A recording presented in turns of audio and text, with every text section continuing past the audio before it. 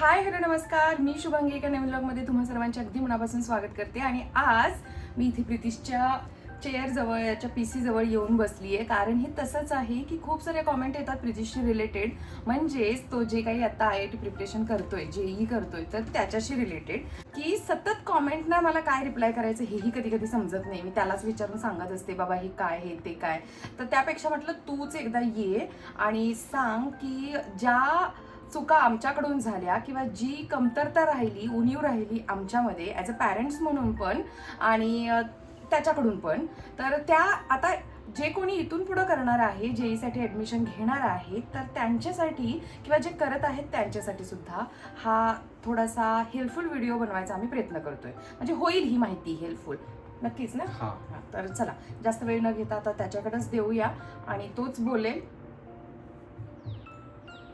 तर सगळ्यात पहिलं की तू मला असं विचारलं गेलं होतं की JEEचे क्लासेस कसे सिलेक्ट केले किंवा कुठं घेतलं तुम्ही ॲडमिशन, त्याची एक्झाम कधी असते, त्याचा फॉर्म कधी असतो आणि कसे आहेत वगैरे. तर तू कोणत्या बेसिसवरती हा क्लास डिसाईड केला होतास ते सांग. बेसिस म्हणजे की इकडं एवढे जास्त ऑप्शन पण नव्हते आमच्याकडं. बोल तू बोल. आणि ऑप्शन नव्हते, कसं ऑप्शन खूप नाही, आपण ह्या एरियात म्हणजे एक तर ॲलन एक होतं, मेनली ॲलन. आणि हा ॲलनच, सगळे ॲलनच घेतात. आणि एक दुसरे बाकलीवाल नावाचं ऐकलेलं, आणि एक फ्रेंड होता त्याने पण तिकडे घेतलेलं, आणि त्यांचे रिझल्ट पण चांगले वाटले, मग घेतला आता. पण तेव्हा एवढं काही माहित नव्हतं चांगलं असेल का नाही, पण ते ऍक्च्युली चांगलं निघालं. फॅकल्टी बरीच चांगली आहे. फीज बेसिकली आहे थोडी, पण ते तेवढे फॅसिलिटीज देतात म्हणून ते ठीक आहे. आणि तुमच्या एरियामध्ये आता बघा, तुम्ही आता तुमच्या एरियामध्ये ॲलन पण असणारच, आणि पुण्यात असाल तर मग जवळ बाकलेवालचं घेऊ शकता. नसेल तर नाही तर ऑफलाईन ॲलन घ्या. आणि PW ऑफलाईनसाठी मी नाही रेकमेंड करणार, मला तर काय माहित नाही एवढं काय त्याच्याबद्दल. पण असं तुम्हाला PW आणि ॲलनचा ऑप्शन असेल तर मग ॲलनच घ्या. ओके. आणि फॉर्म बाकलीवालचा प्रितिशनी कधी भरला होता हे पण विचारलं गेलं होतं. ते 10th मध्ये काय तर डिसेंबरच्या टाइममध्ये टाइम असतो त्याला, ते एंडिंग पर्यंत असतं, तुम्ही भरू शकता कधी पण. आणि सगळ्यात महत्वाचं की तू JEEच करायचं हे तू डिसाईड केलं की पॅरेंट्सने डिसाईड केलं तुझ्या? नाही, मीच डिसाईड केलं ऑब्विसली. मला काय मॅथ्स मध्ये इंटरेस्ट होता, म्हणून बायो मला जमत नव्हतं काय, म्हणून हेच ऑप्शन होतं. ओके. आणि आता सगळ्यात महत्वाचं की कसा आहे अभ्यास JEEचा, तुला प्रेशर येतं का अभ्यासाचं, असंही मला विचारलं गेले, कॉमेंट आली आहे. आणि मुलांना लोड असतो का आत्ता, आणि हा जर का लोड तुम्हाला कमी करायचा असेल तर तू काय सांगशील की तुझ्याकडून काय कमतरता राहिली जी तू केली असतीस मागे, तर तू आत्ता इतका तुला लोड आला नसता किंवा इतकं तुला प्रेशर आलं नसतं. लोड केव्हा येतो, जेव्हा तुम्ही स्टार्टिंग पासून करत नाही. आता माझं काय झालं, मी स्टार्टिंग पासून केमिस्ट्रीला हात सुद्धा लावला नाही. हे मी वेळच्या वेळी लॉग मध्ये बोलली आहे, सगळ्यांनाच माहिती आहे. मला बेसिकली केमिस्ट्रीचं काहीच येत नाही. आता सुद्धा काहीच येत नाही ऍक्च्युली मला. आणि मी पेपर बघत सुद्धा नाही केमिस्ट्री झाल्यावर, की माहिती आहे काय येणार नाही आपल्याला. मग तेच की त्याच्यामुळे मला मेनली लोड येतो आता अगर मी तेच स्टार्टिंग पासून की केमिस्ट्रीच्या ऑफलाईन लेक्चरला गेलो असतो, जरा रोजच्या रोज जरा जेवढा काय होमवर्क आहे तो केला असता, आणि असं पाकच सोडून नसतं दिलं, तर लोड नसता आला. मग त्याच्यामुळेच मुलांना लोड येतो की स्टार्टिंगला असतं मोटिवेशन, ते 1-2 महिने 10th नंतर की IIT आणि हे सगळं, मग ते थोड्या महिन्यात कळतं की मग हे किती अवघड आहे आणि आपण कुठे आहे. मग तू न करण्याचं केमिस्ट्री काही पर्टिक्युलर रिझन होतं का, किंवा मुलांकडून असं का होतं? मला काय, मी ऍक्च्युली करायचो स्टार्टिंगचे 2-3 महिने. मग मध्ये आपण ट्रिपला गेलो बालीच्या, माझं तिथं एक केमिकल मॉर्निंगचा चॅप्टर होता इम्पॉर्टंट, त्याचे बरेच ऑफलाईन लेक्चर चुकले, माझे सगळे चुकले. आणि नंतर मग मी सोडूनच दिलं. मला काय कळायचं बंद झालं, जायचं बंद केलं. नंतर मी तो केला चॅप्टर, पण तरी पण नंतर मग मला काय करूच वाटलं म्हणजे नाही. एक छोटीशी आमची चूक की त्याला आम्ही मोठ्या इंटरनॅशनल ट्रिपला घेऊन गेलो, त्यामुळे फ्लो तुटला तो बराच. फ्लो तुटला. आणि खरंच खूप महत्वाचं आहे, 11वी 12वी ही 2 वर्ष ज्या इयर मध्ये ही मुलं इतका अभ्यास करत असतात आणि जेई केलेल्या मुलांच्या पॅरेंट्सना म्हणजे ते रिलेट करू शकतात की खरंच किती अभ्यास असतो. आणि आम्ही खूप हलक्यावरी घेतलं ना, आम्ही त्याला घेऊन गेलो की म्हटलं आफ्टर 12th आपण नंतर जाऊ, पण आत्ता 10th झाली आहे, 10thला छान मार्क्स पडले होते, तर म्हटलं चल जाऊ आपण ट्रिपला आणि एक नवीन देश बघायला मिळतोय, तर आम्ही दोघंच नवरा बायको जाण्यापेक्षा तुला घेऊन जाऊ, कारण आम्ही मालदीवला त्याला घेऊन नव्हतो गेलो. आणि ती आमची चूक झाली, जी तुम्हाला जर तुमच्या मुलांना जे करत असतील 1-2 दिवसाची ट्रिप ठीक आहे, पण 10 दिवसाची होती, 10 म्हणजे तेवढं. जाणं येणं आणि तिथलं फिरणं, तर ते खूप मोठा गॅप झाला, तिथं केमिस्ट्रीची ती चूक झाली. हा. बरं, अजून एक मला कॉमेंट होती, स्वातीनं आय थिंक विचारली होती की Basic- ऑलिम्पियाड अच्छा. मुलांनी म्हणजे तू ऑलिम्पियाडच्या एक्झाम दिल्या होतास का? तर बेसिकली कन्फ्युजन असतं पॅरेंट्स मध्ये की हा, ऑलिम्पियाडच्या ते एक एक्झाम सांगतो. बद्दल. हा. बेसिकली स्कूल्स मध्ये आता त्या असं एसओएफच्या फालतू ऑलिम्पियाड असतात. आता फालतू ऐकल्यावर तुम्हाला कसं तर वाटेल, पण आहे ते तसंच आहे की आता ते खरं सांगितल्याचं बरं की ते बघा एसओएफ सायन्स ऑलिम्पियाड असं फाउंडेशन त्या स्कूलमध्ये येतात, तुमच्या मुलांच्या पण आले असतील आणि त्याचे ऑलिम्पियाड असतात, त्याचे ते गोल्ड मेडल सिल्वर मेडल देतात, लेवल 1 लेवल 2, तेच की तेवढा स्कूलचा सिलेबस असतो. ते ऍक्च्युअल का ऑलिम्पियाड नसतात, त्याचा काही यूज होत नाही, ते भले बोलत असतील त्याचा काही यूज नाही. ऍक्च्युअल ऑलिम्पियाड असतात HBSCच्या होमी बाबा सायन्सचं, त्यांच्या कुठल्या कुठल्या असतात मेनली फिजिक्स केमिस्ट्री मॅथ्स बायोलॉजीच्या. मॅथ्ससाठी आयोक्यम असतं, फिजिक्ससाठी NSEP असतं, केमिस्ट्रीसाठी NSEC असतं आणि बायोलॉजी असती, बायोलॉजीचं मला माहित नाही, सर्च करू शकता, क्वालिफायर 1ची एक्झाम असेल. ह्या 3 असतं 4 ह्या मेनली मेन ऑलिम्पियाड असतात. ह्याचा बराच फायदा होतो, पण ह्याचं एवढंच की हे बऱ्याच अवघड असतात. म्हणजे फिजिक्ससाठी तर तुम्हाला बेसिकली अगर चान्स सुद्धा हवा असेल क्लिअर करायला, पूर्ण 11-12चं फिजिक्स एक ऍटलिस्ट डिसेंट लेवलवर झालेलं पाहिजे. आणि मॅथ्ससाठी तर मॅथ्सचं तर बरंच अवघड आहे. आता तुम्ही अगर क्वेश्चन पेपर खोलला तर क्वेश्चन्स कळणार नाहीत असे तेच त्यासाठी तुम्हाला खास मग आता जे अशा ॲलन सारख्या कोचिंग झाल्या, बाकलीवाल पण, तुमच्या लोकल कोचिंग पण, ते सुद्धा प्रिपरेशन करवतात ऑलिम्पियाडच्या. आणि बेसिकली तुम्ही आता 10th मध्ये असाल तर तुमच्याकडे थोडा चान्स आहे, 9th मध्ये असेल तर तुम्ही करू शकता, आणि 11th मध्ये असेल तर आता हे करण्यात पॉईंट नाही, जेईच करा. आणि हे कधी करा की जेव्हा तुम्हाला इंटरेस्ट आहे जेन्युअनली सब्जेक्टमध्ये. उगाच आता पॅरेंट्स व्हिडिओ बघितला आणि मुलांना म्हणलं की चला कोचिंगमध्ये टाकूया, तू ऑलिम्पियाड कर, काहीच होणार नाही त्याच्याने. ते जाईल लेक्चरला, तो फायदा नाही त्याचा. तर स्वतःहून तो सब्जेक्ट, आणि एकच कुठला तर सब्जेक्ट करा, असे 2-3 तिन्ही करण्यात नका जाऊ. मेनली मॅथ्स फिजिक्स करतात लोक, केमिस्ट्री पण करू शकता. आणि तेवढंच तुम्ही आता तुम्हाला बेस्ट असेल तर तुम्ही आत्ता जेईचा अभ्यास नका चालू करू, आत्ता तुम्ही हे ऑलिम्पियाड्स करा, कारण याचा बराच फायदा होतो. ओके, थांब.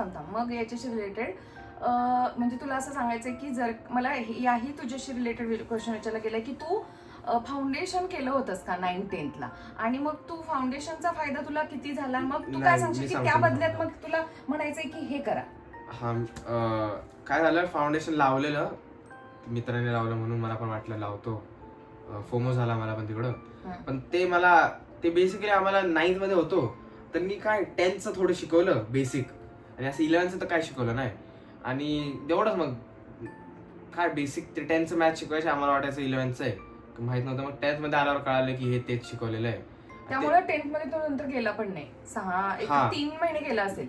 बेसिकली पैसे वेस्ट झाले तिकडे, पण असं काही शिकवलं पण नाही, एवढा काय तो कॉस्टली नव्हता, कारण ते लोकल होतं आणि प्रॉपर पण होतं. पण तेच आता अगर आम्ही बाकलीवाल मध्ये लावलं असतं, आम्हाला सुद्धा माहित नव्हतं तेव्हा ते 9th-10th मध्ये की बाकलीवाल असं फाउंडेशनसाठी चांगलं आहे. हा, तर मला ते लावलं असतं तर बराच फायदा झाला. हा, की खरंच हे बघा कसं आहे की वेगवेगळे पॅरेंट्स किंवा वेगवेगळे, कारण मग ते लावलं असतं तर मला ऑलिम्पियाड्स बद्दल कळालं असतं, मग फक्त मी मॅच केलं असतं बेसिकली. ओके. आणि आपल्याला खूप जण ना खूप वेगळी माहिती देत असतात की काय गरज आहे मुलांना आतापासूनच तुम्हाला त्या फाउंडेशनला घालायची, काय गरज आहे तुम्हाला आतापासूनच त्या जेईचं प्रिपरेशन करायची. पण जेईचं प्रिपरेशन नका करू, मी तेच म्हणतो, आता जेईचं प्रिपरेशन नका करू, आता सब्जेक्ट मध्ये इंटरेस्ट आहे, तुम्हाला आवडतं म्हणून ऑलिम्पियाड्स द्या. कारण तुम्ही आता जेईचा अभ्यास करणं पॉइंटलेस आहे. तुम्ही अगर ऑलिम्पियाडचं कराल तुम्हाला रिअलाइज होईल नंतर 11th मध्ये आल्यावर किती सोपं जातं. येस, तर मला तेच म्हणायचंय की आम्हाला ऍज अ पॅरेंट्स माहितीच नव्हतं हे सगळं काही. तर मला फक्त या व्हिडिओ थ्रू आम्हा दोघांचा हेतू हाच आहे की आमच्या बाबतीत जे झालं की माहिती नव्हतं आम्हाला ते हा व्हिडिओ बघणाऱ्यांना माहिती होईल की 8वी पासून 7वी पासून प्रिपरेशन मुलं करतात, तर त्यांना फाउंडेशन क्लास लावला जातो, तर तो फायद्याचा आहे की नाही, तर आहे, फायद्याचा आहे. मुलांना अभ्यासाची गोडी निर्माण होते, पुढचं कळतं सगळं की काय आहे. आणि प्रीती जसं बोलला तसं जर का तुम्हाला जेईचं फाउंडेशन करायचं नसेल तरी सुद्धा या एक्झामचं प्रिपरेशन करा. प्रिपरेशन आर्ली करायचं तर या एक्झामचं करा. हा, आणि शाळेतल्या स्कूल मधल्या ऑलिम्पियाड नाही, त्या ऑलिम्पियाडला म्हणजे काहीच महत्व नाहीये असं याचं म्हणणं आहे. तर या जर का आम्हाला माहिती असत्या तर बऱ्याच मुलं त्यांच्या व्ह्युअर्सच्या मुलांना मेडल पण भेटले असतील त्याचे. ओके, ते काय असं नाही की त्याचा काय म्हणजे असं नका समजू की ते काय एकदम युजलेस आहे. चांगली गोष्ट मेडल मिळते, पण ते तरी काय होणार नाही, पुढे काही जास्त कामाला नाही येते ते. तर त्या जर एक्झामची प्रिपरेशन प्रितीशने म्हणजे त्या एक्झाम दिल्या असत्या बेसिकली, तर आता त्याला हे खूप इझी गेलं असतं, राईट? हा, म्हणजे नाही तसं पण मी केमिस्ट्री नसतंच केलं तरी सुद्धा. ते तुम्हाला सांगू का, जेईचं मॅथ्स आणि त्या ऑलिम्पियाडचं मॅथ्स मध्ये आहे फरक. की जेईचं मॅथ्स कसं की एक टाईप ऑफ क्वेश्चन असतात, ते तेवढे तुम्हाला दिले जातात आणि तेच तुम्हाला रेपिटेटिव्ह येते प्रॅक्टिस करायचं, आणि खूप रेअरली कधी तर मेन्ससाठी बोलतो मी, नवीन क्वेश्चन बनतात. पण ऑलिम्पियाडचं कसं सगळे नवीन क्वेश्चन असतात. असं नाही की तुम्ही हे रटून गेला की ह्या क्वेश्चन मध्ये हे लावायचं, ते पेपरमध्ये जाऊन लागणार, तिथं परत तुम्हाला विचार करायला लागतो. त्यामुळे तुमचं थिंकिंग डेव्हलप होते, ते त्याचा उपयोग जेईला पण होतो. पण या ऑलिम्पियाड असं बरीच थिंकिंग डेव्हलप होते जी की डायरेक्ट 10th to 11th गेल्यावर 10th मॅथ्स करून ती होणार नाही. बराच फायदा मिळतो त्याला ऍडव्हान्स मध्ये जाऊन, खास कर ऍडव्हान्स मध्ये तुम्हाला बाकी सब्जेक्ट इझी जायला लागतील. फिजिक्स केमिस्ट्रीला जास्त टाइम देऊ शकता मॅथ्स स्ट्रॉंग असल्यावर. तेच मग अजून एक होतं की हा आता जेई रिलेटेड नाहीये, पण असं होतं की प्रीती सिन्सिअरली अभ्यास करतोय आणि माझा मुलगा 10th गेला पण सिन्सिअरली करत नाही. तर काय सांगाल तुम्ही की म्हणजे थोडंसं गायडन्स की सिन्सिअरली करणं खरंच गरजेचं आहे, ऍटलीस्ट 10 पासून तरी. प्रीतीशनी 10th अगोदर खरंच अभ्यास केलेला नव्हता, बेसिक करायचा तो, जेवढं होमवर्क आहे तेवढं जेवढं गरजेचं आहे पास व्हायला. तुम्ही ऍक्च्युअली काय करू शकता 10th मध्ये, अगर तुम्हाला फाउंडेशन असं लावायचं बाहेर कुठल्या कोचिंग मध्ये, 10thचं जे फिजिक्स आहे आणि 11thचं जे फिजिक्स आहे ते काही रिलेटेड नाहीये तसं. 10th आणि 12thचं आहे.